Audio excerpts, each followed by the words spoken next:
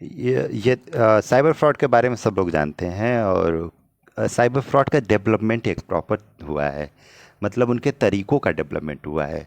जब जनता, जब ये समाज किसी एक तरीके से अवेयर हो जाती है, तो वो जो साइबर फ्रॉड करने वाले लोग हैं वो अपने तरीकों में बदलाव कर देते हैं, फिर वो नए तरीके लाते हैं।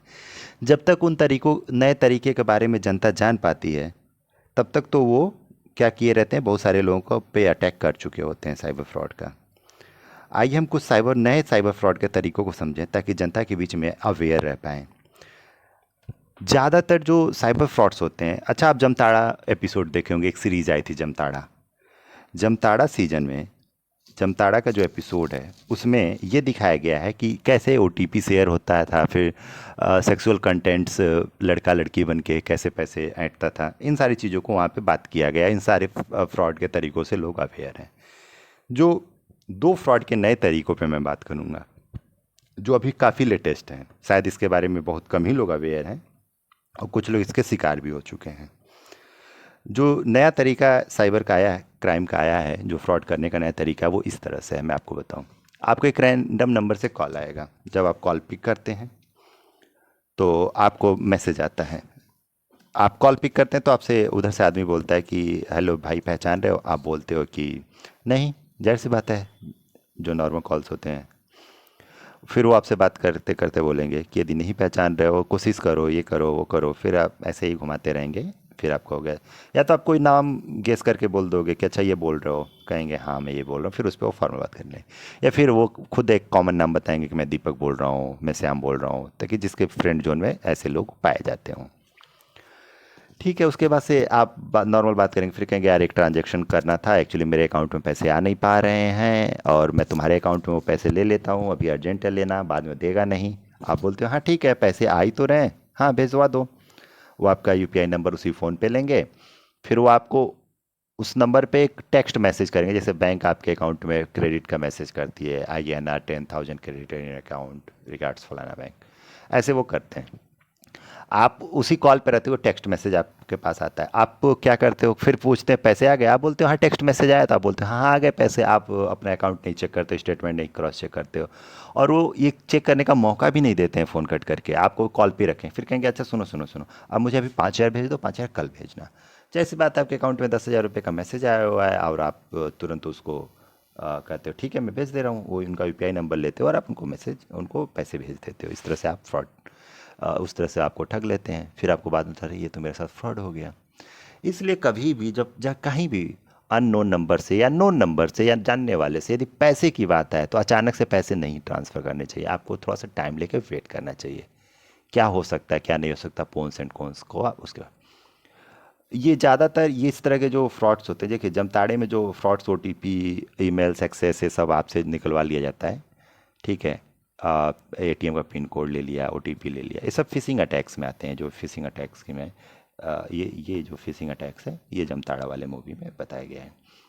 लेकिन ये जो अभी जो मैं जिस पे बात कर रहा था कि वो आपको मैनिपुलेट करते हैं आपके फ्रेंड का नाम बता के, ये वाला जो अटैक है ये सोशल इंजीनियरिंग के फॉर्मेट में आता है। सोशल इंजीनियरिंग में एक और भी एक नया तरीका इन लोगों ने मैनिपुलेशन का लाया है। थ्रेट कॉज करते हैं। सोशल इंजीनियरिंग के अलावा भी वो रैंसम थ्रेट मांगते हैं। रैंसम थ्रेट के फॉर्मेट में एक्चुअली वो क्या करते हैं मैं आपको बताऊं, कि जैसे वो पुलिस वाला बन के आपको कॉल करेंगे। वो बताएंगे कि मैं पुलिस वाला हूँ। ठीक है, आप डर जाओगे। फिर वो आपको बताएंगे, ऐसा चीज़ बताएंगे कि आप दूसरे से शेयर ना कर पाओ। बताएंगे कि दो केस मेरे सामने आए, मैं दोनों को आपको वन बाय वन बताता हूँ। एक फादर के नंबर पे कॉल आता है, उनसे बताया जाता है कि आपके बेटे के ऊपर रेप का FIR हुआ है और आपके नज़दीकी कोई भी थाना क्षेत्र से का नाम लेकर बताया जाए कि मैं फलाना थाना क्षेत्र से बात कर रहा हूँ। आप डर जाएंगे। फिर वो बोलेंगे कि हाँ मिलने की, आप बोलोगे मैं मिल लेना चाहता हूँ सर। वो बोलेंगे मिलने की ज़रूरत नहीं, मिलने की ज़रूरत नहीं है, FIR अभी मेरे पास है, मैं इसे खारिज करवा दूंगा, मैं इसे फाड़ के फेंक दूंगा। ऐसा ऐसा आपको बताएंगे कहानी। अभी तुरंत तुम इतने पैसे भेज दो तो मेरे हाथ में है, मैं कुछ कर सकता हूँ, अदरवाइज मैं भी कुछ नहीं कर पाऊंगा। आप डर जाते हो कि भाई बेटे पे रेप का आरोप लगा है और पुलिस थाने से बता रहा है, मेरा नाम जान रहा है।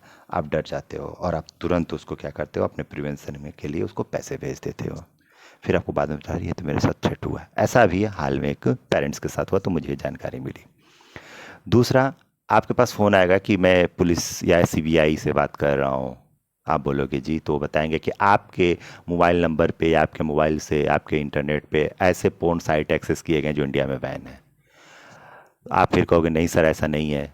लेकिन ज़्यादातर मामलों में क्या होता है कि जो युवा होते हैं, 80% युवाओं के फ़ोन में पॉर्न कभी ना कभी एक्सेस हुआ ही रहता है। उनको लगता है कि यार कहीं वो वाली तो बात नहीं है, तो कहते हैं जी जी जी, वो डर जाते हैं। फिर वो इसको बता के कि एफआईआर हो गई है, खारिज कर दूंगा, तुम्हें बचा दूंगा, पैसे भेज दो, तो वो कॉल पे ही तुरंत करवा रहे होते हैं। आपको एक टाइम नहीं देते हैं, आप बाद में करो, आपको सब मैनिपुलेट कर रहे होते हैं, आप तुरंत उसी बीच में हड़बड़ा के पैसे भेज देते हो। यही नहीं करना है। जागरूक बनिए। जरा सोचिए कि आपके ऊपर रेप का ही आरोप लगे या आपके ऊपर पोर्न साइट देखने का ही कोई आरोप है। पहली बात तो इंडिया में यदि कोई पोर्न साइट बैन होगी, गवर्नमेंट बैन किया होगा, तो वो आपके फ़ोन में एक्सेस नहीं होगा। एक्सेस हो रहा है मतलब गवर्नमेंट ने उसे बैन नहीं किया है। ठीक है, पहली बात। बात नंबर दो, यदि आपके जानने वाले बेटे बेटी किसी के ऊपर किसी तरह का आरोप लग गया जिसको आप पुलिस से बचाने के लिए पैसा भेजते हो, तो आप जरा रुकिए, तो एक बार बात तो करिए। आरोप तो लगना बिना जाने आप पैसे भेज रहे हो, पता नहीं ऐसे कोई भी फ़ोन कर दे, अरे आरोप लग भी गया होगा तो उसके लिए बचाव है, लीगल रेमेडीज़ है।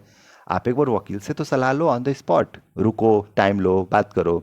पोर्नोग्राफी वाली भी बातें आपको थ्रेट कोई दे रहा है तो आप रुको, बात करो, लीगल रेमेडीज़ लो। इसीलिए तो लॉ की पढ़ाई होती है, 5 साल का कोर्स है, 2 साल का एलएलएम, उसके बाद लोग पीएचडी करके लॉ प्रोफेशंस में हैं। तो उनकी सलाह लीजिए, एक प्रोफेशन है उसको, उसको आप इस्तेमाल करिए अपने बचाव के लिए। आप ऐसे फ्रॉड के शिकार मत बन जाइए। तो इस तरह से आप 2 फ्रॉड से अभी अवेयर मैंने आपको किया, ऐसे ही भी आगे मैं आपको फ्रॉड से अवेयर करता रहूँगा। और आप सतर्क रहें, जागरूक रहें, और हमारे चैनल को सब्सक्राइब जरूर करें।